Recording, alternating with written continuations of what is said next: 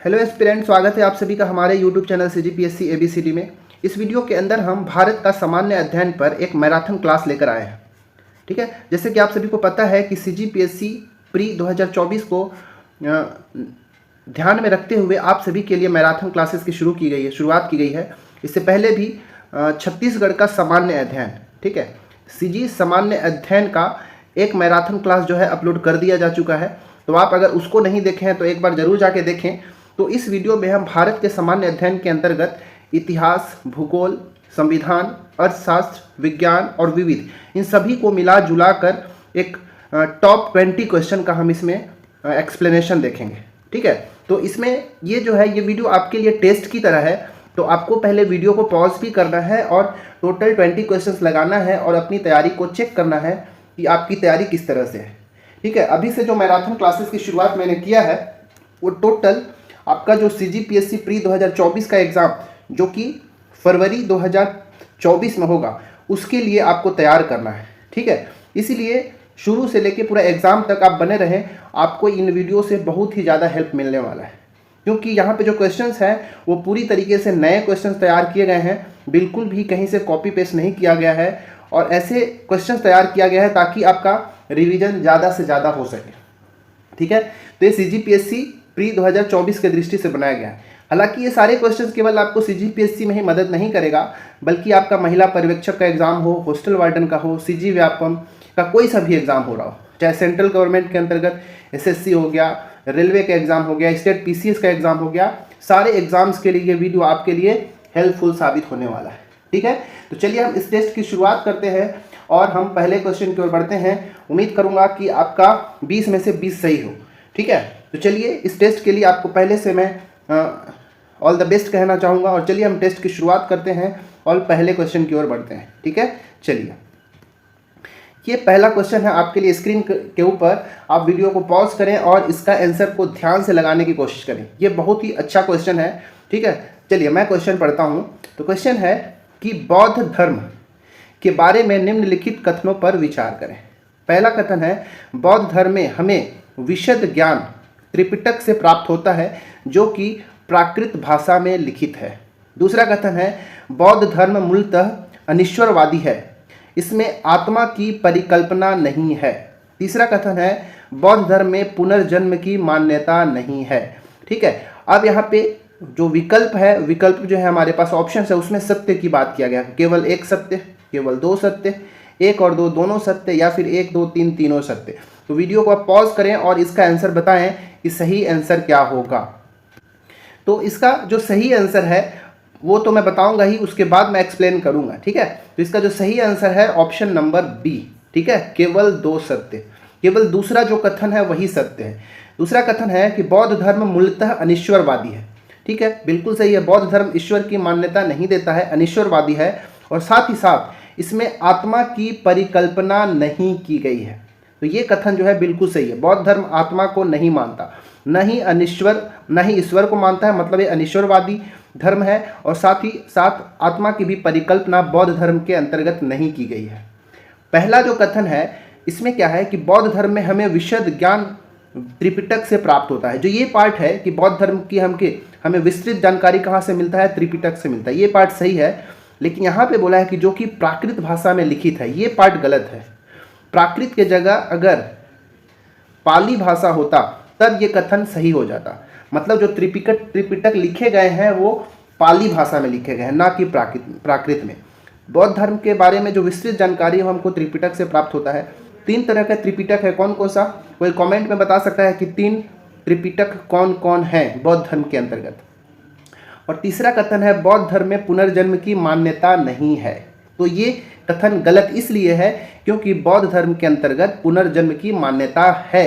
तो अगर ये वाला नहीं होता तो ये कथन सही हो जाता। तो आपको याद रखना है कि बौद्ध धर्म में पुनर्जन्म की मान्यता है। ठीक है, अच्छा एक चीज़ अगर आपसे पूछेगा कि ऐसा कौन सा चीज़ है जिसमें जैन धर्म और बौद्ध धर्म दोनों में समानता देखने को मिलता है, तो है अनिश्वरवादी। ठीक है, बौद्ध धर्म और जैन धर्म, ठीक है, बौद्ध धर्म और साथ ही साथ जैन धर्म, ये दोनों धर्म जो है अनिश्वरवादी है, यही उनमें समानता है। ठीक है, तो ये त्रिपिटक कौन कौन से हैं, ये पाली भाषा में लिखे गए हैं और त्रिपिटक जो है पहला जो है विनय पिटक, ठीक है, क्या है, विनय पिटक। दूसरा है सूत्र पिटक और तीसरा है अभिथंब पिटक, अभिथंब पिटक। देखिए क्योंकि कई बार से बहुत सारा लिखना पड़ेगा तो उस चीज़ को मैं केवल बोल दूंगा तो आप उसको नोट डाउन करेंगे और याद कर लेंगे, ठीक है। तो इसका आंसर क्या हो जाएगा, ऑप्शन नंबर 2, केवल 2 सत्य। बाकी पहला और दूसरा कथन, पहला और तीसरा कथन क्यों गलत था मैं उसको करेक्शन करवा दिया हूँ, ठीक है। इसका आंसर था ऑप्शन नंबर बी, ठीक है। किसका किसका सही हुआ कमेंट करके जरूर बताएं। अब दूसरे प्रश्न की ओर बढ़ते हैं। दूसरा प्रश्न है जो कि सीजीपीएससी का एक बहुत ही फेवरेट चैप्टर में से आता है, जो कि है विजयनगर साम्राज्य। तो इस चैप्टर को पढ़े बिना कभी भी एग्जाम में मत जाए, यहाँ से क्वेश्चन आपको हमेशा देखने को मिलता है। विजयनगर साम्राज्य के किस महान शासक ने नागलपुर में हजारा और विट्ठल स्वामी मंदिर का निर्माण कराया था, ठीक है। बताइए 4 में से कौन सा, देवराय प्रथम, देवराय द्वितीय, अच्युत देव राय और चौथा है कृष्णदेव राय। कौन से ऐसे शासक थे जिन्होंने नागलपुर में हजारा और विट्ठल स्वामी मंदिर का निर्माण कराया था। बताइए इसका सही आंसर क्या होगा, कौन सा, कमेंट करें कि किसने हजारा और विट्ठल स्वामी मंदिर का निर्माण करवाया था, कमेंट करें इसका आंसर क्या होगा। तो इस क्वेश्चन का सही आंसर है ऑप्शन नंबर डी, कृष्णदेव राय। कृष्णदेव राय ने नागलपुर में हजारा और विट्ठल स्वामी मंदिर का निर्माण करवाया था, ठीक है। जो कृष्णदेव राय है इनको कौन कौन सी उपाधि दी जाती है, तो याद रखिएगा एग्जाम में एक बार पूछा जा चुका है। कृष्णदेव राय आंध्र भोज, अभिनव भोज, ठीक है, आंध्र भोज, अभिनव भोज और आंध्र पितामह, ठीक है, आंध्र पितामह। ये तीनों उपाधियां जो है कृष्णदेव राय की है, याद रखिएगा, ठीक है। देख कृष्णदेव राय के बारे में 2 चीज़ और पूछता है कि रचनाएं, ठीक है। तो इन्होंने 2 काव्यों की रचना किया था, एक का नाम था अमुक्त माल्याद, ठीक है, अमुक्त माल्याद। ये अमुक्त माल्याद की रचना उन्होंने तेलुगु में किया था। वहीं इनकी जो दूसरी रचना है जिसका नाम है जाम्बवती कल्याणम, ठीक है, जाम्बवती कल्याणम, इसकी रचना उन्होंने संस्कृत में किया था, ठीक है, संस्कृत में किया जाता है। इनसे संबंधित तो बहुत सारे क्वेश्चन पूछे जाते हैं जो कि इंपॉर्टेंट है, लेकिन एक और इम्पॉर्टेंट इनके बारे में याद रखिएगा कि कृष्णदेव राय के समय 2 पुर्तगाली यात्री आए थे, याद रखिए कौन कौन से, 2 पुर्तगाली यात्री कौन कौन से, तो एक थे डोमिंग पायस, ठीक है, डोमिंग पायस, और दूसरे जो थे उनका नाम था बारबोजा, ठीक है। तो डोमिंग पायस और बारबोजा ये दोनों के दोनों कृष्णदेव राय के समय भारत आए थे, ठीक है। देवराय प्रथम के समय कौन आया था, कोई कमेंट करके बता सकता है क्या कि देवराय प्रथम के समय कौन सा यूरोपीय यात्री भारत में आया था। तो देवराय प्रथम के समय निकोला कोंटी आए थे, ठीक है, निकोला कोंटी। निकोला कोंटी जो थे ये इटली के थे। देवराय द्वितीय के समय अब्दुल रजाक आया था, अब्दुल रजाक, ये फारस के थे, ठीक है, अब्दुल रजाक फारस के समय। और अच्युत देव राय के समय नूनीज आया था भारत, और जो नूनीज है ये भी पुर्तगाल का है, ठीक है। तो ये सारे जो ऑप्शंस है इससे इतना सारा चीज़ जो आपको याद रखना है। इन सब से कई बार से आपसे इनसे मैच करने को देता है कि मैच करिए कि कौन से शासन के समय, किसके शासन के समय कौन सा यात्री आया था, ठीक है। तो इसका आंसर था ऑप्शन नंबर डी। तीसरा प्रश्न की ओर बढ़ते हैं। तीसरा प्रश्न है कि औरंगजेब और दारा सिकोह के बीच उत्तराधिकार का अंतिम युद्ध कौन सा हुआ था। बहुत ही ज़्यादा इंपॉर्टेंट क्वेश्चन, ठीक है, याद रखिएगा। देखिए औरंगजेब और दारा सिकोह में कई उत्तराधिकार युद्ध हुए, ठीक है। इन दोनों के बीच में शासन के लिए तरह तरह के कारणों से युद्ध होते रहता था। किसके किसके बीच में, औरंगजेब और दारा सिकोह के बीच में। अंततः औरंगजेब ही शासन करता है, वही उत्तराधिकारी बनता है, परंतु दारा सिकोह का हार का सामना करना पड़ता है। लेकिन वो कौन सा अंतिम युद्ध था जिसके बाद दारा सिकोह जो है हार जाता है और औरंगजेब जो है शासक बनता है। धर्मट का युद्ध, सामूगढ़ का युद्ध, देवराई घाटी का युद्ध या फिर खानवा का युद्ध, कौन सा इसका सही उत्तर होगा। कमेंट करें इसका आंसर जल्दी जल्दी सब लोग। तो इसका जो सही आंसर क्या होना चाहिए, ऑप्शन नंबर सी, देवराई घाटी का युद्ध। देवराई घाटी का युद्ध मार्च 1659 में होता है, ठीक है। ये जो है औरंगजेब और दारा शिकोह के बीच में अंतिम युद्ध था। इस युद्ध के पश्चात दारा शिकोह जो है पराजित होता है और 30 अगस्त 1659 ईस्वी को, याद रखिएगा कब, 30 अगस्त 1659 ईस्वी को दारा शिकोह की हत्या कर दी जाती है। यह कहकर हत्या कर दी जाती है कि उन्होंने, मतलब दारा शिकोह ने इस्लाम धर्म की अवहेलना की थी, इसीलिए इस दिन उनको क्या किया जाता है, हत्या कर दिया जाता है। दारा शिकोह को शाह बुलंद इकबाल के उपाधि से भी जाना जाता है, ठीक है, याद रखिएगा। जो धर्मट का युद्ध है ये भी औरंगजेब और दारा शिकोह के बीच में ही होता है, याद रखिएगा कब, 15 अप्रैल 1658 ईस्वी को। इसमें भी दारा शिकोह की हार ही होती है, याद रखना, ठीक है। तो धर्मट का युद्ध 15 अप्रैल 1658 ईस्वी को। इसके बाद सामूगढ़ का युद्ध इसके अगले महीने में जस्ट 29 मई 1658 ईस्वी को। ये भी औरंगजेब और दारा शिकोह के मध्य ही हुआ था। इसमें भी दारा शिकोह की पराजित ही होती है, मतलब ज़्यादातर युद्ध में दारा शिकोह की पराजित होती है और अंतिम रूप से युद्ध लड़ा जाता है इनके बीच में, देवराई घाटी का युद्ध, और 30 अगस्त 1659 ईस्वी को उनकी हत्या कर दी जाती है। ये खानवा का युद्ध जो है ये तो आपको पता ही होगा, 17 मार्च 1757 को हुआ था, सॉरी 1527 को हुआ था, 17 मार्च 1527 को। किसके किसके बीच में हुआ था, कमेंट करें इसका आंसर कि खानवा का युद्ध जो है किसके किसके बीच में हुआ था, बताएं इसका आंसर क्या होगा। इस क्वेश्चन का जो आंसर है वो क्या हो गया, ऑप्शन नंबर सी, देवराई घाटी का युद्ध अंतिम रूप से लड़ा गया था, ठीक है। तो खानवा का युद्ध जो है 17 मार्च 1527 ईस्वी को राणा सांगा और बाबर के बीच में हुआ था, ठीक है, राणा सांगा और बाबर के बीच में हुआ था, जिसमें बाबर का विजयी हुआ था, ठीक है, याद रखिएगा। चलिए चौथा प्रश्न की ओर बढ़ते हैं। चौथा प्रश्न है असुमेलित विकल्प का चयन करें। लेफ्ट में हमको विद्रोह का नाम दिया गया और राइट साइड में नेतृत्वकर्ता का नाम दिया गया है। बताना है कि इसमें से कौन सा विकल्प असुमेलित है। 4 में से 3 जो है सुमेलित होंगे, एक चौथा कोई ऐसा ऑप्शन होगा जो कि सुमेलित नहीं है। बताइए, फकीर विद्रोह, अहोम विद्रोह, भील विद्रोह, मुंडा विद्रोह। यहाँ से भी कई बार एग्जाम में पूछे गए हैं, इसलिए मैं इस टॉपिक को भी इंक्लूड किया हूँ। देखिए जो क्वेश्चन मैं बना रहा हूँ केवल वही क्वेश्चन तक ही लिमिटेड आपको नहीं रहना है। हालांकि कई बार से वो क्वेश्चन आपको मिल जाएगा, जो एक्सप्लेनेशन है वहाँ से आपको क्वेश्चन देखने को मिल जाएगा। मेरा उद्देश्य है कि उन टॉपिक्स को भी आप कंप्लीट करते चलिए, क्योंकि एग्जाम में उन्हीं टॉपिक्स को उठाता है, इसीलिए मैं ऐसे टॉपिक्स को ही इसमें इंक्लूड किया हूँ, ठीक है। तो इसका सही आंसर क्या होगा, कमेंट करें। ABCD में से कौन सा सही होगा, तो इसका सही आंसर है ऑप्शन नंबर ए, ठीक है। फकीर विद्रोह का नेतृत्व केना सरकार और दिरजी नारायण नहीं किए थे, ठीक है। ये केना सरकार और दिरजी नारायण जो है इन दोनों ने सन्यासी विद्रोह का नेतृत्व किया था, ठीक है। सन्यासी विद्रोह का नेतृत्व किसने किया था, केना सरकार और दिरजी नारायण ने। ये लगभग 1760 से लेके 1800 के बीच तक चला था ये, ठीक है। और ये जनरली आपको बिहार और बंगाल में देखने को मिला था, ठीक है, बिहार और बंगाल में। वहीं जो फकीर विद्रोह आपको देखने को मिल रहा है ये बंगाल में हुआ था, ठीक है। फकीर विद्रोह कहाँ, बंगाल के अंदर। मैं यहाँ पे लिख देता हूँ, वहाँ पे स्पेस कम है। फकीर विद्रोह बंगाल के अंदर, और इसका जो नेतृत्व किया था मजनून शाह और चिराग अली ने किया था, ठीक है। मजनून शाह और चिराग अली ने फकीर विद्रोह का नेतृत्व किया था। ये 1776 से 77 के आसपास हुआ था। बंगाल में इस आंदोलन का मतलब कार्य क्षेत्र था, ठीक है। अहोम विद्रोह जो है गोमधर कुंवर के द्वारा किया गया था, ये बिल्कुल सही है।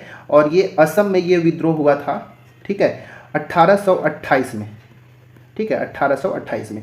भील विद्रोह सेवाराम के द्वारा नेतृत्व किया गया था और ये पश्चिमी घाट में इस विद्रोह का क्षेत्र देखा जाता है सेवाराम के द्वारा। कहाँ, पश्चिमी घाट में, ठीक है। 1825 डेट याद रखिएगा, 1825 से 1831 के बीच में। और चौथा जो है मुंडा विद्रोह, जो कि बिरसा मुंडा के नेतृत्व में झारखंड में हुआ था, ठीक है, झारखंड में। ये इसका डेट याद रखिएगा, एग्जाम में बहुत बार पूछा गया। मुंडा विद्रोह 1899 से 1900 के आसपास किया गया था, ठीक है। एक क्वेश्चन आपसे पूछता हूँ, क्या बता सकते हैं कि ये पाइक विद्रोह आपने सुना भी होगा, ये पाइक विद्रोह कहाँ हुआ था, ठीक है। पाइक विद्रोह कहाँ हुआ था और कब हुआ था, क्योंकि एक बार मैंने पेपर में पढ़ा था कि ये पाइक विद्रोह को ही ना भारत का प्रथम स्वतंत्रता आंदोलन के रूप में जाना जाता है, मतलब ऐसा माना जाएगा, कई बार से ऐसा था। 1857 की क्रांति के पहले ये पाइक विद्रोह को ये माना जाएगा, ऐसा कुछ मैंने पढ़ा था। तो ये पाइक विद्रोह कहाँ और कब हुआ था, कमेंट में करके बता सकते हैं क्या, और इसका नेतृत्व किसने किया था, ठीक है। चलिए 5वां प्रश्न की ओर बढ़ते हैं।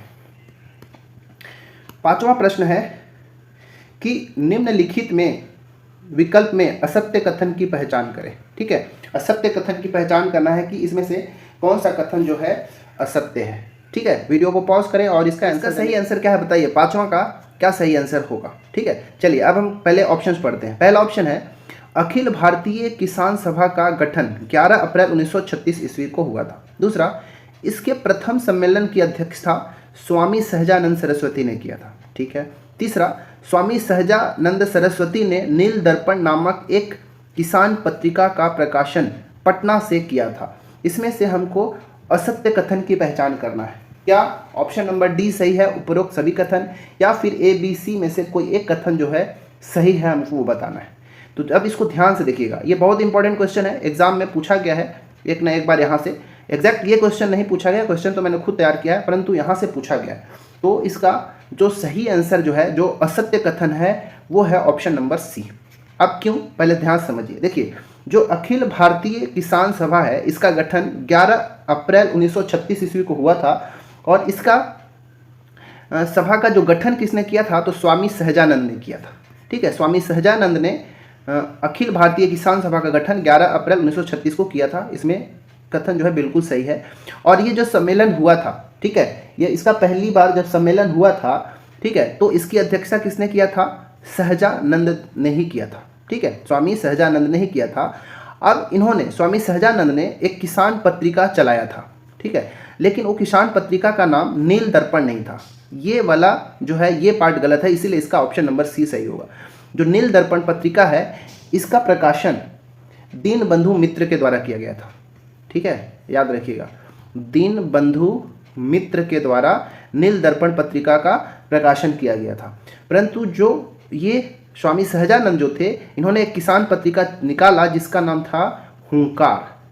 ठीक है, क्या नाम था, हुंकार, जो कि एक किसान पत्रिका था, और इसका प्रकाशन कहाँ से हुआ, पटना से हुआ। तो ये चीज़ याद रखना है। ठीक है, तो ये जो इसके अध्यक्ष कौन थे भाई, जो पहली बार किसान सभा का गठन हुआ, स्वामी सहजानंद। अगर आपसे पूछ दे कि इसका महासचिव कौन थे, ठीक है, तो इसके महासचिव जो थे NG रंगा थे। ठीक है, NG रंगा।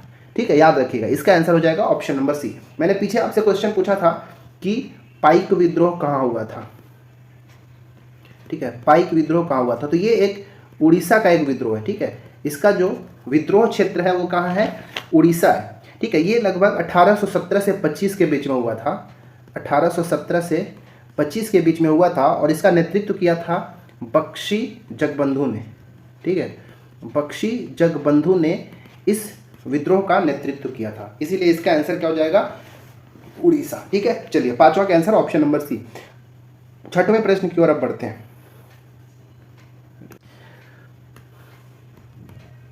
छठवां प्रश्न है कि सियाचिन ग्लेशियर ट्रांस हिमालय के किस घाटी में स्थित है, नुब्रा घाटी, हुजा घाटी, सिगार घाटी, या फिर कुल्लू की घाटी। ये बहुत अच्छा क्वेश्चन है, यहाँ से आप भूगोल के क्वेश्चन आपको देखने को मिलेगा। इससे पहले मैंने इतिहास के 5 क्वेश्चन कराया।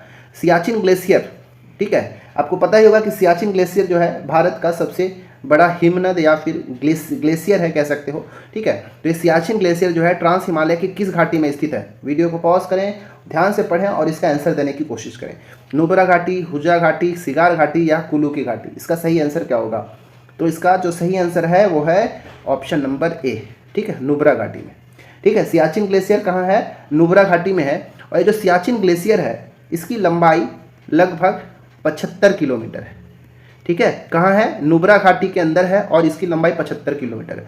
देखिए, जो हुजा घाटी है, इसमें आपको 2 ग्लेशियर का नाम याद रखना है। ठीक है, याद रखिएगा, एक का नाम है हिस्पारा।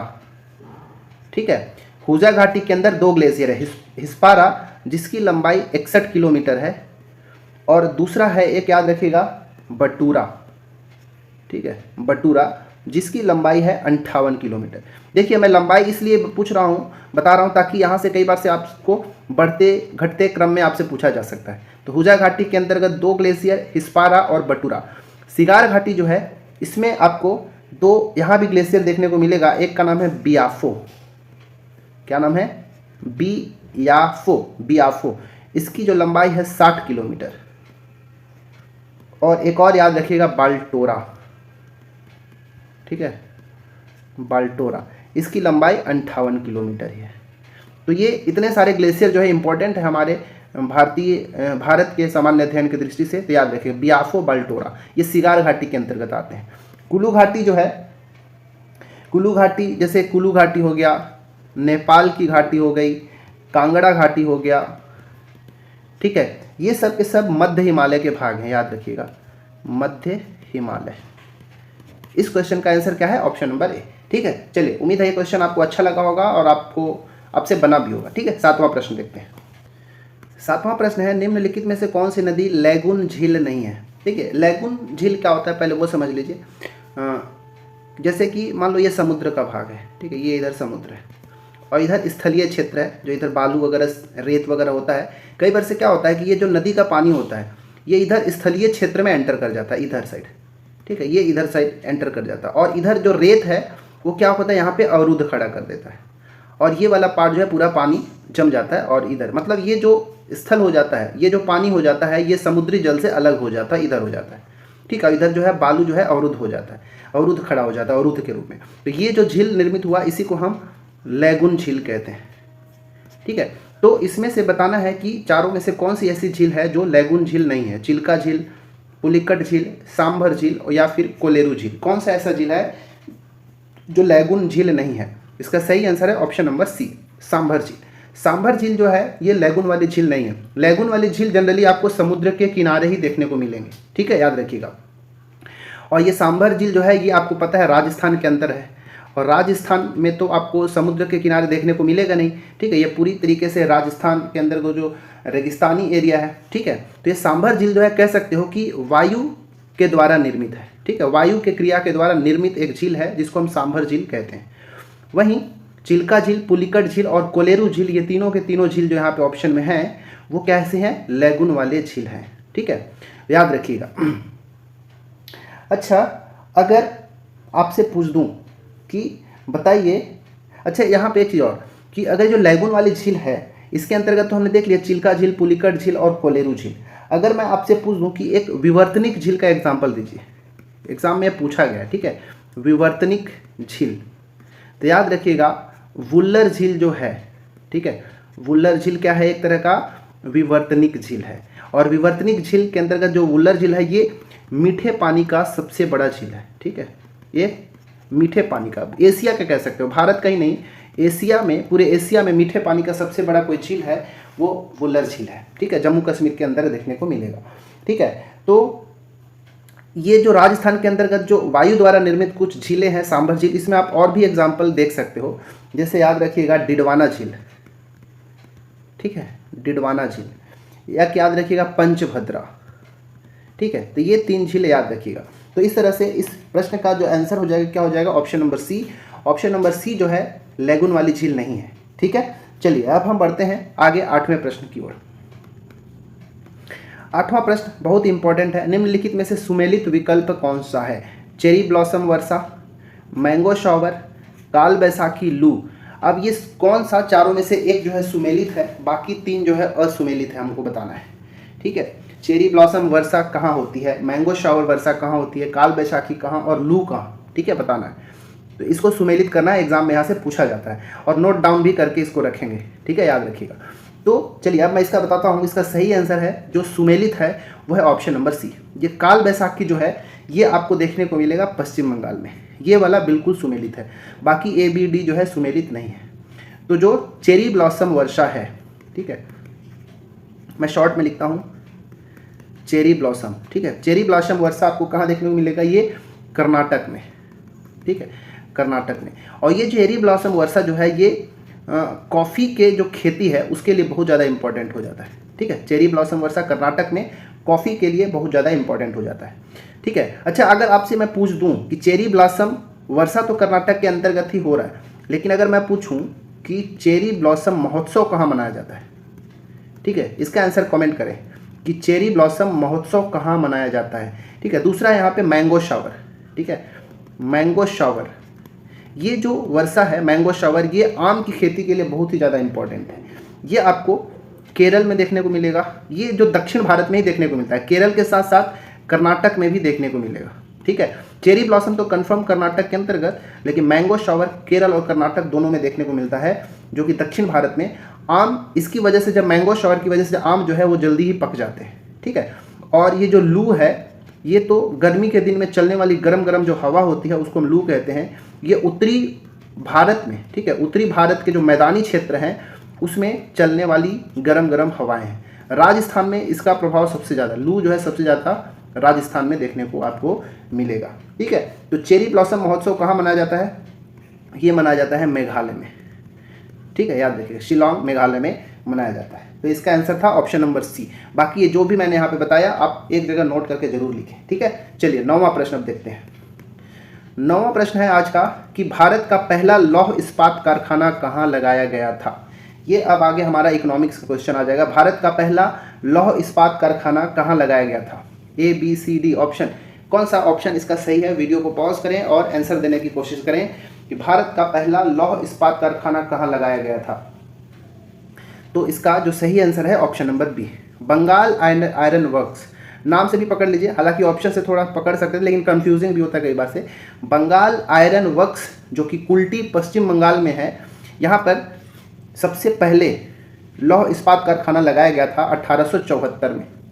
कब? 1874 में सबसे पहले लगाया गया था, ठीक है।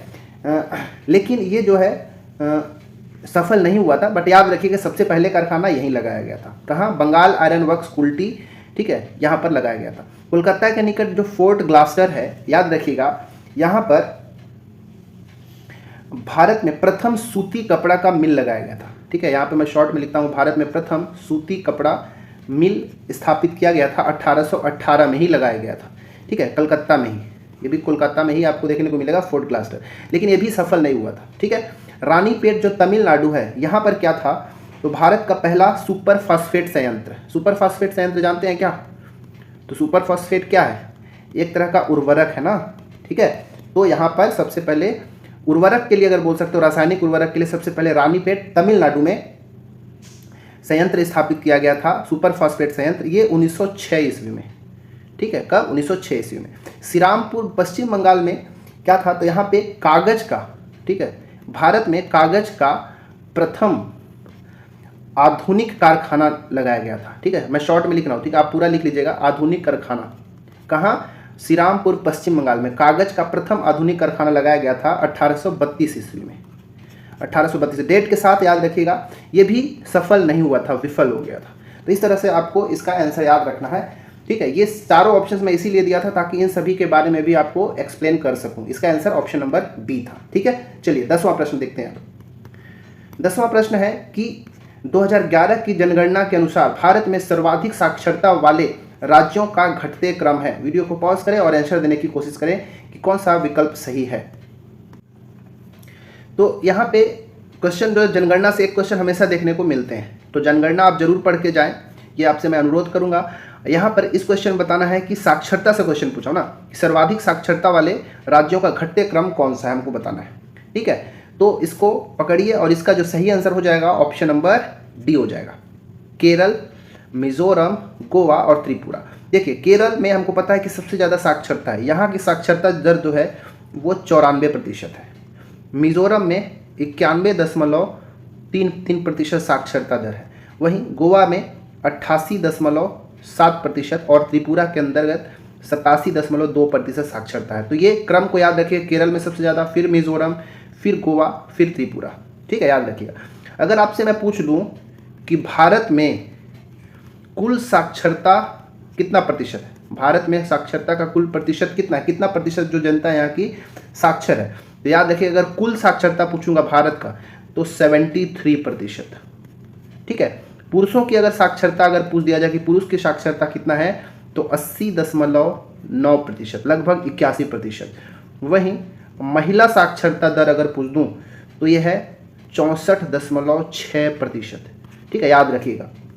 अगर जो केंद्र शासित प्रदेश है, यूनियन टेरिटरीज हैं, यहाँ पर अगर मैं पूछ दूं कि सर्वाधिक साक्षरता कहाँ का है तो याद रखिएगा लक्षद्वीप का है, ठीक है। लक्षद्वीप की साक्षरता सबसे अधिक था 91.8%, और वहीं पे सबसे न्यूनतम की अगर मैं बात कर दूं तो दादरा और नागर हवेली, ठीक है, दादरा नागर हवेली, मैं शॉर्ट में लिख रहा हूँ, 76.2%।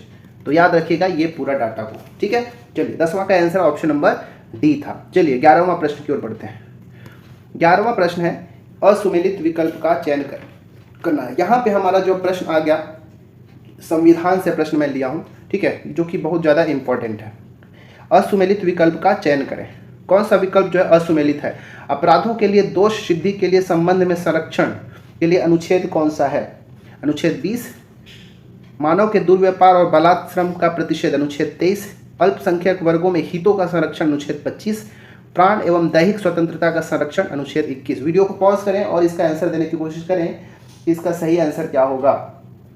तो इसका राइट आंसर जो है ऑप्शन नंबर सी, अल्पसंख्यकों के वर्गों में हितों का संरक्षण करने के लिए अनुच्छेद 25 नहीं बल्कि अनुच्छेद 29 है। याद रखिएगा अनुच्छेद क्रमांक 29 जो है वो किसके लिए है? अल्पसंख्यकों में वर्गों में हितों का संरक्षण करें। जो अल्पसंख्यक होते हैं उनकी जो विशेष भाषा होती है, लिपि या संस्कृति, ठीक है, या फिर उन सबको बनाए रखने के लिए उनको संरक्षण प्रदान करने के लिए अनुच्छेद 29 उनको संरक्षण प्रदान करता है अल्पसंख्यकों का। तो ये ऑप्शन नंबर जो सी है उसमें अनुच्छेद 25 की जगह अनुच्छेद 29 होना चाहिए। हालांकि जो आर्टिकल 25 है वो किससे संबंधित है? तो ये है अंतःकरण की और धर्म के अबाध रूप से मानने की, ठीक है, किसी भी धर्म को अंतःकरण करने की या उसको मानने के लिए, ठीक है। तो ये धर्म के प्रति धार्मिक स्वतंत्रता की बात करता है कि किसी भी धर्म को अबाध रूप से मानने के लिए, आचरण करने के लिए और प्रचार करने की हमको, ठीक है, हमको संरक्षण प्रदान करता है, अनुमति प्रदान करता है। कौन सा? आर्टिकल 25। तो ये आर्टिकल को भी आपको याद रखना, ठीक है। धर्म को आचरण करने के लिए, प्रचार करने के लिए, ठीक है, अंतःकरण, ये सब की बात किसमें की गई है? आर्टिकल 25 के अंतर्गत की गई, ठीक है। तो इसका आंसर था ऑप्शन नंबर सी। ये सभी के सभी अनुच्छेद जो है बहुत इंपॉर्टेंट है। चलिए 12वां प्रश्न देखते हैं। 12वां प्रश्न जो है ये भी बहुत ज़्यादा इंपॉर्टेंट है। क्वेश्चन है कि जब न्यायालय को लगता है कि कोई सार्वजनिक पदाधिकारी, न्यायालय अथवा निगम अपने दायित्वों का पालन नहीं कर रहा है और किसी व्यक्ति का मौलिक अधिकार प्रभावित हो रहा है, तब पीड़ित व्यक्ति के आवेदन पर उच्चतम न्यायालय कौन सा रीट जारी करता है? देखिए ये जो है, जैसे कि हमको पता है कि जो आर्टिकल 32 है, ठीक है, बताइए तो आर्टिकल जो 32 है, अनुच्छेद 32, वो किससे संबंधित है? कमेंट करके बताएं कि जो अनुच्छेद 32 है संविधान का वह किससे संबंधित है, ठीक है। तो अनुच्छेद 32 के अंतर्गत ही क्या बोलते हैं, जो न्यायालय होते हैं, ठीक है, जो उच्चतम न्यायालय है उसको रीट जारी करने का अधिकार प्राप्त है। 5 तरह के रीट जारी किया जाता है, ठीक है, याद रखिएगा 5 तरह के रीट की बात की गई है अनुच्छेद 32 के अंतर्गत। देखिए जो उच्चतम न्यायालय है वो अनुच्छेद 32 के अंतर्गत 5 प्रकार के रीट जारी कर सकता है।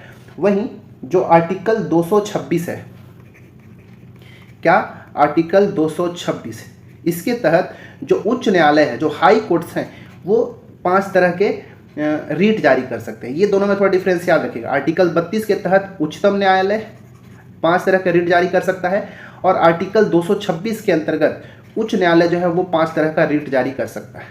वो 5 तरह के रीट में पहला जो हो जाता है बंदी प्रत्यक्षीकरण, दूसरा परमादेश, तीसरा प्रतिषेध, चौथा उत्प्रेषण और एक 5वां याद रखिएगा अधिकार परीक्षा। मैं यहीं पे लिखता हूँ, अधिकार परीक्षा, इसको इंग्लिश में क्यू वारंटो कहते हैं, क्यू वारंटो, ठीक है, याद रखिए। ये 5 प्रकार का रीट जारी कर सकता है। अब बात आती है कि इस प्रश्न के हिसाब से कौन सा रीट जारी किया जाएगा। मतलब कहने का कि अगर किसी न्यायालय को लगता है, ठीक है, कि कोई जो सार्वजनिक पदाधिकारी है या फिर कोई न्यायालय है या निगम है अपने जो दायित्व है, जो रिस्पॉन्सिबिलिटी है उसको पालन नहीं कर रहा है और उसकी वजह से कोई व्यक्ति का मौलिक अधिकार हनन हो रहा है, तो वह पीड़ित जो है जब उच्चतम न्यायालय के पास जाएगा तो उच्चतम न्यायालय किस तरह का रीट इनके खिलाफ जारी करेगा? सार्वजनिक पदाधिकारी, न्यायालय या निगम के खिलाफ कौन सा, ये चारों में से कौन सा रीट जारी करेगा? तो याद रखिएगा ऑप्शन नंबर बी, परमादेश, मैंडुमस कहते हैं, ठीक है। ये तब जारी किया जाता है जब किसी न्यायालय को लगता है कि कोई सार्वजनिक पदाधिकारी, न्यायालय या निगम अपने दायित्व का पालन नहीं कर रहा है और किसी व्यक्ति का मौलिक अधिकार हनन हो रहा है, तब ये उच्चतम न्यायालय क्या कर सकता है? इस परमादेश को जारी कर सकता है। ये आर्टिकल 32 के अंतर्गत। बंदी प्रत्यक्षीकरण का क्या मतलब है भाई? देखिए इसको समझिएगा। बंदी प्रत्यक्षी, ये नाम से ही समझ में, इसको कहते हैं हैबिस कॉर्पस कहते हैं। बंदी प्रत्यक्षीकरण कब लागू किया जाता है? ध्यान से सुनिएगा क्योंकि यहाँ पे स्पेस नहीं है कि मैं इतना लिखूंगा। देखिए ध्यान से सुनिएगा। जब न्यायालय किसी व्यक्ति को, देखिए जब कोई व्यक्ति को गिरफ्तार किया जाता है, ठीक है, जब किसी व्यक्ति को गिरफ्तार किया जाता है तब न्यायालय जो है आदेश देता है कि उस व्यक्ति को 24 घंटे के भीतर, ठीक है, याद रखिएगा, उस व्यक्ति को न्यायालय के समक्ष प्रस्तुत करने के लिए आदेश देता है, ठीक है। अगर कोई व्यक्ति को अगर गिरफ्तार किया गया है, अगर मान लो ये जो इस तरह का जो बंदी प्रत्यक्षीकरण का रीट है, इसको कौन अब आवेदन कर सकता है? तो जब किसी को मान लो गिरफ्तार कर लिया गया, ठीक है, अब गिरफ्तार करने वाला तो हो सकता है इसके जो भी इसका जो कोई इसके साथ का कोई व्यक्ति होगा, कोई भी व्यक्ति जो गिरफ्तार हो गया है, जो पीड़ित व्यक्ति है, उसके तरफ से वो न्यायालय को क्या करेगा? आवेदन करेगा। न्यायालय को आवेदन करने के बाद न्यायालय जो है एक रीट जारी करेगा, कौन सा? बंदी प्रत्यक्षीकरण, कि जिस व्यक्ति को गिरफ्तार किया गया है उसको न्यायालय के समक्ष क्या किया जाए? पेश किया जाए। इसीलिए बंदी प्रत्यक्षीकरण जो है लाया जाता है, ठीक है। यह रीट जो है, जो बंदी प्रत्यक्षीकरण है, ये किसी जो पीड़ित व्यक्ति के लिए नहीं लाया जाता है। ये जो बंदी प्रत्यक्षीकरण हो गया वो किसी व्यक्ति के खिलाफ भी ला सकता है जो उसको क्या किया है, जो कैद करवाया है या गिरफ्तार करवाया है, या किसी राज्य के खिलाफ भी ये रीट जारी किया जा सकता है। बंदी प्रत्यक्षीकरण किसके द्वारा? उच्चतम न्यायालय के द्वारा। परमादेश के तो ये पूरा हो गया कंडीशन। एक होता है प्रतिषेध। प्रतिषेध कब होता है? कि जब कोई अधीनस्थ न्यायालय या अधिकरण अपने न्याय क्षेत्र में उच्च न्यायिक कार्य करता है तब उसे रोकने के लिए उच्च न्यायालय द्वारा जारी किया जाता है। जैसे कोई व्यक्ति, मान लो एक उच्च न्यायालय है, इसके अधीन तो और भी न्यायालय हैं, ठीक है, तो अगर ये अधीनस्थ न्यायालय जो है अपने अधिकार क्षेत्र से बढ़ के अगर कार्य करते हैं, उच्च न्यायालय का जो अधिकार क्षेत्र में अगर जाके कार्य करते हैं, तब ये जो है क्या करते हैं? उच्चतम न्यायालय या उच्च न्यायालय जो होगा वो प्रतिषेध, प्रोहिबिशन रीट जारी करेगा, ठीक है, याद रखिएगा। बाकी आप कहीं कोई बुक फॉलो कर रहे होंगे तो वहाँ से एक बार जरूर पढ़ लें, मैं तो बस समझाने की कोशिश कर रहा हूँ। और चौथा है उत्प्रेषण।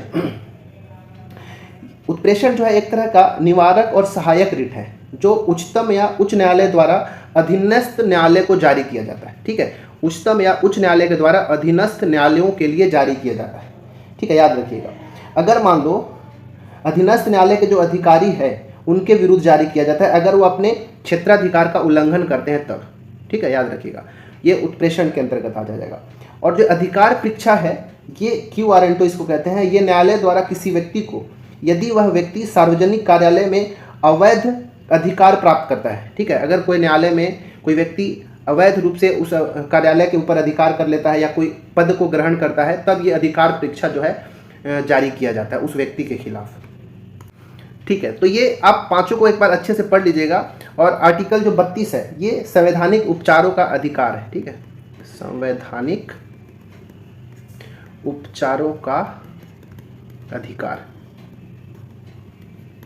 ठीक है, इसका आंसर था ऑप्शन नंबर बी इस क्वेश्चन के अकॉर्डिंग, ठीक है। तो ये जो रीट है कब आर्टिकल 32 और 226 के अकॉर्डिंग जारी किया जाता है। ये पांचों तरह का जो हमारे रीट है इसको आप बहुत अच्छे से पढ़ के जाएंगे, ठीक है। चलिए आगे हम 13वां प्रश्न की ओर बढ़ते हैं।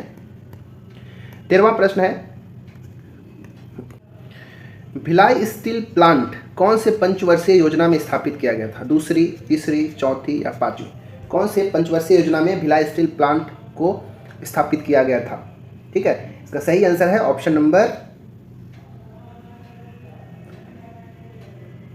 नंबर ए, ठीक है, ऑप्शन नंबर ए। दूसरी पंचवर्षीय योजना जो कि 1956 से 61 के बीच लाया गया था, इसमें भिलाई स्टील प्लांट मतलब बीएसपी को स्थापित किया गया था, याद रखिएगा। इसी दूसरी पंचवर्षीय योजना के अंतर्गत जो राउरकेला में है, ठीक है, राउरकेला जो कि उड़ीसा में आपको मिलेगा, फिर भिलाई का तो हमने देख ही लिया, दुर्गापुर जो कि वेस्ट बंगाल में है, इन सब के बीच इस्पात संयंत्र स्थापित किया गया था, ठीक है, राउरकेला, दुर्गापुर और बीएसपी कब? द्वितीय पंचवर्षीय योजना के समय, ठीक है। साथ ही साथ यहाँ पे जो इंटीग्रेटेड कोच फैक्ट्री और चितरंजन का जो लोकोमोटिव वर्क्स है उसका भी स्थापित दूसरी पंचवर्षीय योजना के अंतर्गत ही किया गया था।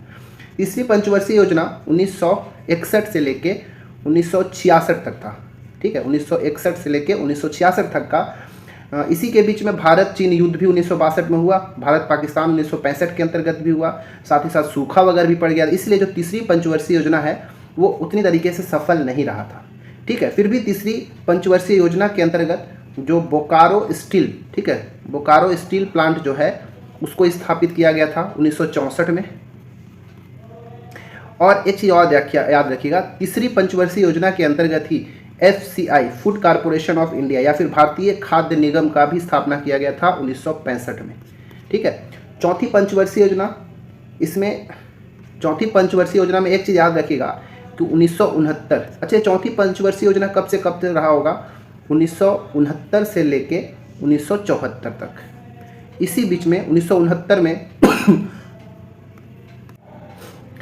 ये 14 बैंकों का राष्ट्रीयकरण किया गया था, 14 वाणिज्यिक बैंकों का। ठीक है, 14 वाणिज्यिक बैंकों का राष्ट्रीयकरण किया गया था 1969 के अंतर्गत। ये इसी के अंतर्गत, इसी चौथी पंचवर्षीय योजना के अंतर्गत ही 1974 में पोखरण में, आपको याद ही होगा, पोखरण में नाभिकीय परीक्षण किया गया था स्माइलिंग बुद्धा के नाम से। ठीक है, स्माइलिंग बुद्धा के नाम से नाभिकीय परीक्षण किया गया था। परमाणु एक मूवी आई थी, वो आपने देखा ही होगा। ठीक है, और पांचवी पंचवर्षीय योजना जो है 1974 से लेके 1979 तक था। इसके अंतर्गत कई सारे महत्वपूर्ण योजनाएं चलाए गए। पांचवी पंचवर्षीय योजना के अंतर्गत ही गरीबी हटाओ का नारा दिया गया था। इसी में काम के बदले अनाज कार्यक्रम चलाया गया था, अंत्योदय योजना वगैरह चलाया गया था। एक चीज़ जो एग्जाम में पूछा जाता है, कई सारे एग्जाम में देखने को मिलता है, वो है कि योजना अवकाश। ठीक है, योजना अवकाश कब से कब तक? तो देखिए 1966 से 1969 तक, आप यहाँ पे 3 साल का गैप देखे थे ना, तो 1966 से 1969 तक एक एक वर्ष के लिए 1 वर्षीय योजना चलाया गया था। ठीक है, इसी को हम योजना अवकाश कहते हैं। तो ये कब से कब तक? 1969 से 1966 के बीच में चलाया गया। तो इसका आंसर था ऑप्शन नंबर 1। 14वां प्रश्न है कि देश की पहली औद्योगिक नीति की घोषणा कब की गई थी? 8 मई 1952, 30 अप्रैल 1956, 24 जुलाई 1991 या फिर 8 अप्रैल 1948? कब की गई थी? वीडियो को पॉज करें और इसका आंसर देने की कोशिश करें कि इसका सही आंसर क्या होगा। देखिए, देश की पहली जो औद्योगिक नीति है, इसकी घोषणा डॉक्टर श्यामा प्रसाद मुखर्जी के द्वारा किया गया था। ठीक है, श्यामा प्रसाद मुखर्जी। ठीक है, और डेट कब याद रखना है? तो याद रखिए ऑप्शन नंबर डी, 8 अप्रैल 1948 ईस्वी को डॉक्टर श्यामा प्रसाद मुखर्जी ने पहली औद्योगिक नीति की घोषणा की थी। इसके अंतर्गत उन्होंने जो सार्वजनिक क्षेत्र होता है, ठीक है, सार्वजनिक क्षेत्र, इसी को कह लीजिए पब्लिक सेक्टर, और निजी क्षेत्र मतलब प्राइवेट सेक्टर, इन दोनों को समान रूप से महत्व दिया और उन्होंने दोनों को मिला के एक मिश्रित एवं, ठीक है, दोनों को महत्व देते हुए एक मिश्रित और नियंत्रित अर्थव्यवस्था की नींव डाली। किसने? डॉक्टर श्यामा प्रसाद मुखर्जी ने 8 अप्रैल 1948 ईस्वी को। ठीक है, याद रखिएगा। तो इसका आंसर क्या होगा? Option number D. Option number A जो है 8 मई 1952 को, तो याद रखिएगा कि 8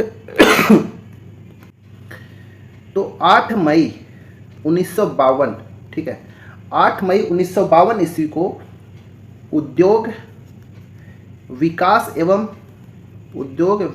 एवं नियमन अधिनियम 1951, ठीक है, याद रखिएगा, इस अधिनियम को याद रखिएगा। उद्योग विकास एवं नियमन अधिनियम 1951 ईस्वी को 8 मई 1952 को लागू किया गया था।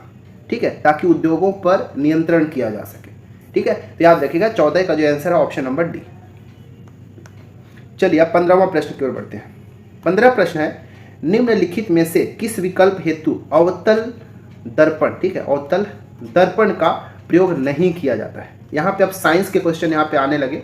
ठीक है, साइंस का प्रश्न है, तो वीडियो को पॉज करें और आंसर देने की कोशिश करें।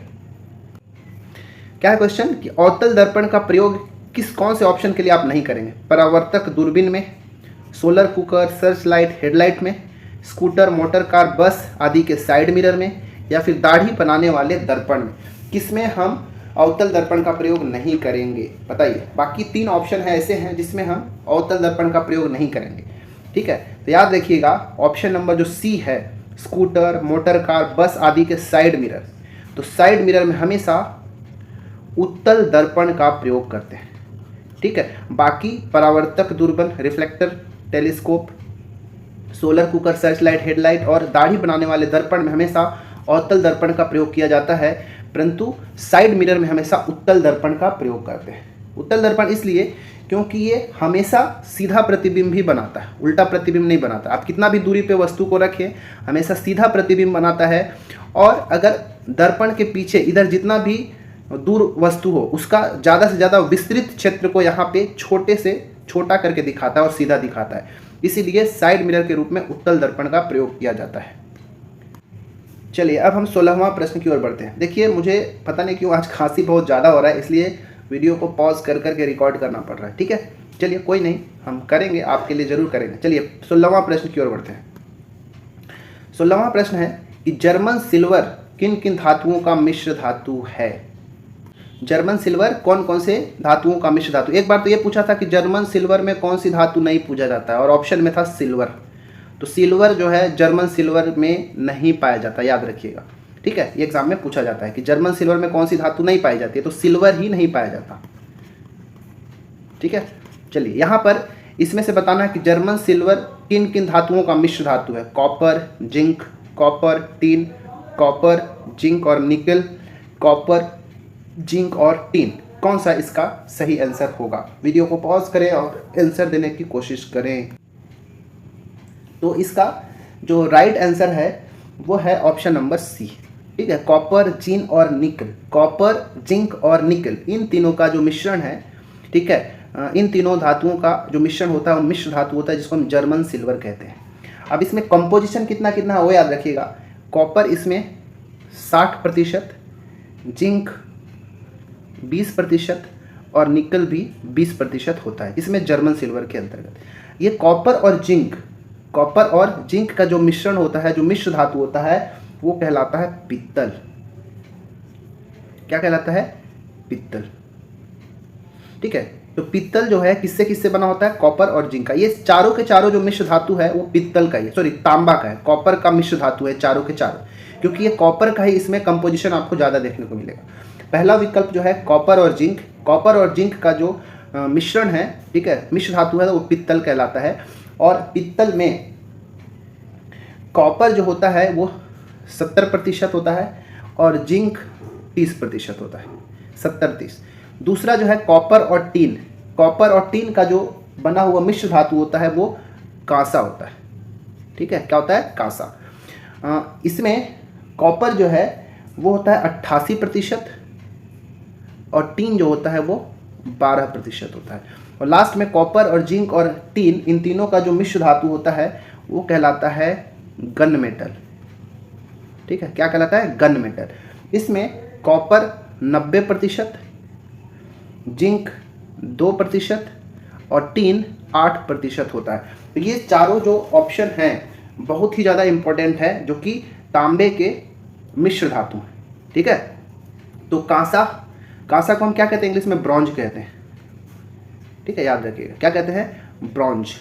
और पित्तल को हम ब्रास कहते हैं। तो याद रखिएगा, ये कंपोजिशन भी आपको याद रखना है। जो पित्तल होता है उसका बर्तन, मूर्ति वगैरह बनाने में यूज़ करते हैं पित्तल का। ठीक है, बर्तन हो गया, तार, मशीन, कारतूस इत्यादि बनाने में यूज़ करते हैं। जो हमारा कांसा है, ठीक है, कांसा का यूज हम बर्तन और मूर्ति बनाने में करते हैं।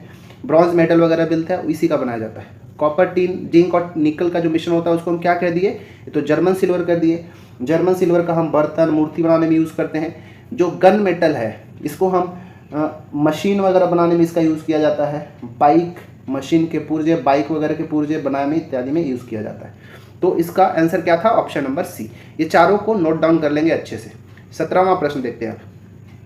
17वां प्रश्न है कि सबसे अच्छा किस्म का कोयला कौन सा होता है। देखिए, कोयला जो है 4 प्रकार के मुख्य रूप से होता है, उसमें कार्बन की उपस्थिति के हिसाब से। ठीक है, कोयला क्या है? कार्बन ही है। ठीक है, कार्बन जिसमें जितना अधिक मात्रा में होगा वो कोयला उतने ही अच्छा किस्म का होगा।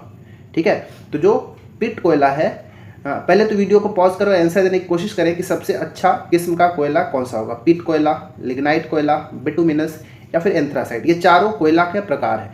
इसमें सबसे अच्छा किस्म का कौन होगा?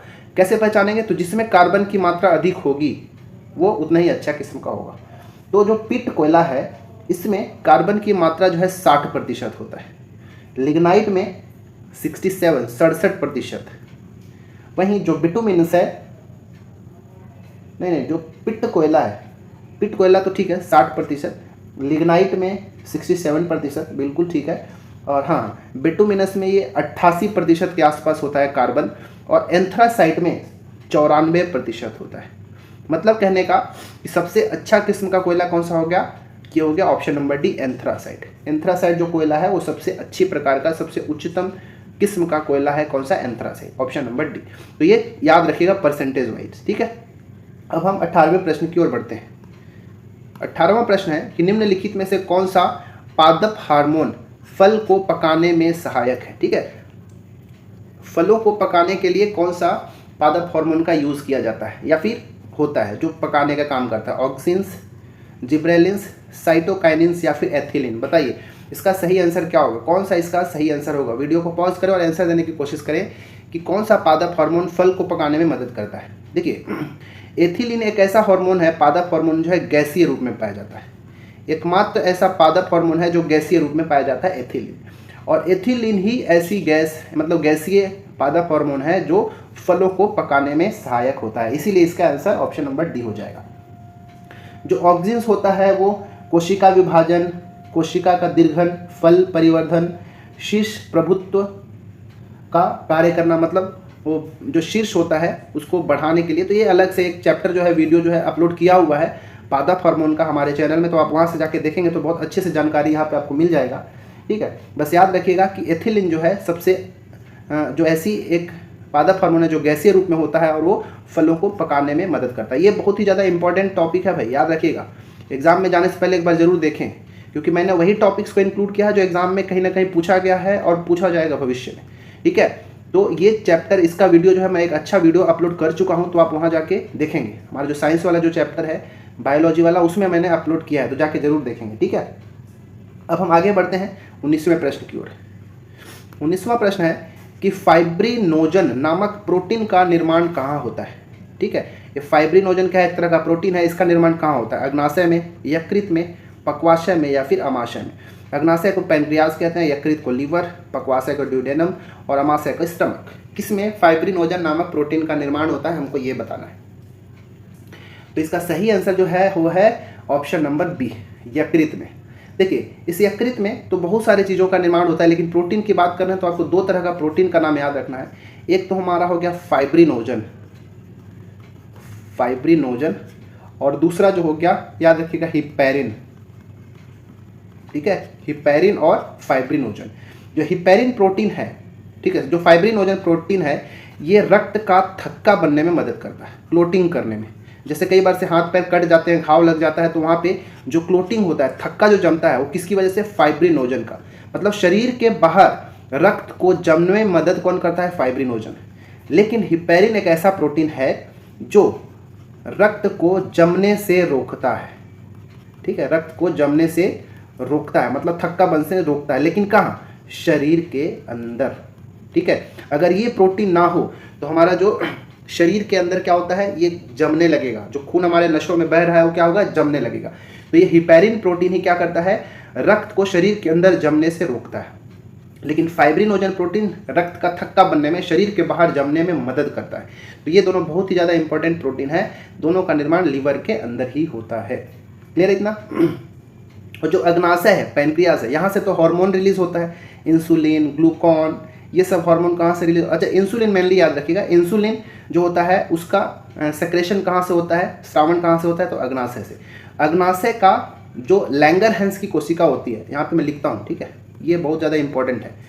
अग्नाशय जिसको हम पैनक्रियाज कहते हैं, ठीक है, यहाँ से देख लीजिएगा, इसमें लैंगरहैंस, ठीक है, हिंदी में आप लिख लीजिएगा, लैंगरहैंस की जो सेल्स होती है, जो कोशिका होता है, इसमें जो बीटा सेल्स होते हैं, इस बीटा सेल्स से ही इंसुलिन का स्रावण होता है, ठीक है, इंसुलिन का स्रावण होता है, ठीक है। जो डायबिटीज पेशेंट जिनमें इंसुलिन की मात्रा कम हो जाती है उनको डायबिटीज़ हो जाता है, ठीक है। मधुमेह जिसको कहते हैं, चिनिया रोग कहते हैं, ये सब इंसुलिन की कमी से ही होता है। तो जिसको शुगर वगैरह हो जाता है उसी को हम शुगर कहते हैं, डायबिटीज़ कहते हैं, चिनिया रोग कहते हैं, इंसुलिन की कमी से होता है। तो जब उनको बीमारी होती है शुगर की, तो इंसुलिन की टैबलेट दिया जाता है, या फिर इमरजेंसी हो तो डायरेक्ट इंजेक्शन भी लगाया जाता है। तो याद रखिएगा कि जब अग्नाशय में या पैनक्रियाज में इंसुलिन बनना बंद हो जाता है तब शुगर हो जाता है, ठीक है। और ये इंसुलिन बनता कहाँ, तो लैंगरहैंस की कोशिकाओं के बीटा सेल से होता है। और इसका जो अल्फा सेल होता है ना, ठीक है, अल्फा सेल से एक और हार्मोन बनता है जिसको हम कहते हैं ग्लूकॉन। तो ये सब आपको याद रखना है, ठीक है। चलिए अब हम बढ़ते हैं आज का 20वां प्रश्न की ओर। ठीक है, 20वां प्रश्न है आज का हमारा, ये लास्ट प्रश्न होगा। चलिए बढ़ाते हैं। निम्नलिखित में से कौन सा स्थल विश्व विरासत स्थल, मतलब यूनेस्को का हेरिटेज साइट होता है, उसमें शामिल नहीं है? ठीक है, भारत के अंदर की। ठीक है, भारत में अभी 40 विश्व विरासत जो यूनेस्को में शामिल साइट्स हैं, कितने हैं? 40। ठीक है, याद रखिएगा। तो कौन सा इसमें से ऐसा है जो यूनेस्को के वर्ल्ड हेरिटेज साइट में शामिल नहीं है? धौलावीरा गुजरात, बीबी का मकबरा औरंगाबाद महाराष्ट्र, रामप्पा मंदिर तेलंगाना और केवलादेव राष्ट्रीय उद्यान राजस्थान। वीडियो को पॉज करें और आंसर देने की कोशिश करें। तो इसका जो सही आंसर है वो है हमारा ऑप्शन नंबर बी, बीबी का मकबरा। ये कहाँ है? औरंगाबाद महाराष्ट्र में है। ये किसके द्वारा बनाया गया था? कमेंट करें तो कि बीबी का मकबरा किस शासक के द्वारा बनाया गया था। देखिए, धौलावीरा गुजरात में है जो कि 40वें नंबर का है। ठीक है, 40वें नंबर का जो विश्व विरासत स्थल है भारत का, वो कौन सा है? धौलावीरा, 40वें नंबर का धौलावीरा गुजरात में आपको देखने को मिलेगा। रामप्पा मंदिर जो है ये 39वें नंबर का है। ये 40वां कब हुआ था? 2021 में। ठीक है, और 39वां ये 2020 का है। ठीक है, ये रामप्पा मंदिर कहाँ? तेलंगाना में स्थित है। केवलादेव राष्ट्रीय उद्यान जो है ये 1985 में इसको वर्ल्ड हेरिटेज साइट में रखा गया था। 1985 में एक्चुअली में 3 जो राष्ट्रीय उद्यान है, एक तो हो गया केवलादेव राष्ट्रीय उद्यान राजस्थान, दूसरा याद रखिएगा कांजीरंगा राष्ट्रीय उद्यान, इसको भी 1950 में शामिल किया गया था, और एक मानस। ठीक है, कांजीरंगा कहाँ है? असम में। ठीक है ना, असम में। और असम में ही एक और है मानस राष्ट्रीय उद्यान। ठीक है, मानस वन्य जीव अभ्यारण्य है। ठीक है, मानस वन्य जीव अभ्यारण्य, इसको भी 1985 में, मतलब इन तीनों को 1985 में यूनेस्को के हेरिटेज साइट में शामिल किया गया था। ठीक है, याद रखिएगा इन तीनों को। और सबसे पहले किसको शामिल किया गया था? तो याद रखिएगा 1983 में सबसे पहले भारत के 4 महत्वपूर्ण जो स्थल है उसको शामिल किया गया था। अजंता की गुफा महाराष्ट्र में आपको देखने को मिलेगा। एलोरा की गुफा, इसको भी महाराष्ट्र में आपको देखने को मिलेगा। आगरा का किला यूपी। ठीक है, आगरा किला ये आपको यूपी में देखने को मिलेगा। और जो ताजमहल था, आगरा का ताजमहल, ये भी यूपी में ही। तो ये चारों जो स्थल है, अजंता, एलोरा, आगरा का किला और ताजमहल, ये चारों को 1983 में यूनेस्को के हेरिटेज साइट में शामिल किया गया था, पहली बार भारत के अंतर्गत। ठीक है, तो अभी वर्तमान में 40 हो गए हैं। हाँ, मैंने पूछा था बीबी का मकबरा किसने बनवाया था, तो याद रखिएगा ये औरंगजेब के द्वारा बनाया गया था, औरंगजेब के द्वारा। तो ये था आज का हमारा टॉप 20 क्वेश्चन जो कि मैराथन क्लास 1 है उसका था। क्वेश्चन कैसा लगा और 20 में से आपका कितना सही हुआ आप कमेंट करके ज़रूर बताएं। ठीक है, इन सब का, इस वीडियो का अगर PDF चाहिए तो आप हमारा जो टेलीग्राम चैनल है वहाँ से आप ज्वाइन कर सकते हैं। वहाँ आपको टेलीग्राम में PDF मिल जाता है। कोई भी क्वेश्चन अगर डाउट है तो आप सोल्यूशन के लिए वहाँ पे क्वेश्चन कर सकते हैं, वहाँ भी आपको मिल जाएगा।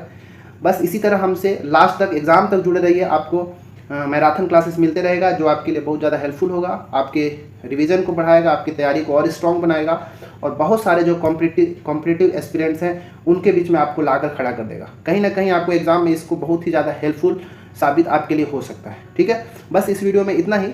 मिलते हैं अगले वीडियो में, तब तक के लिए आप अपना पढ़ाई कंटिन्यू रखें। धन्यवाद।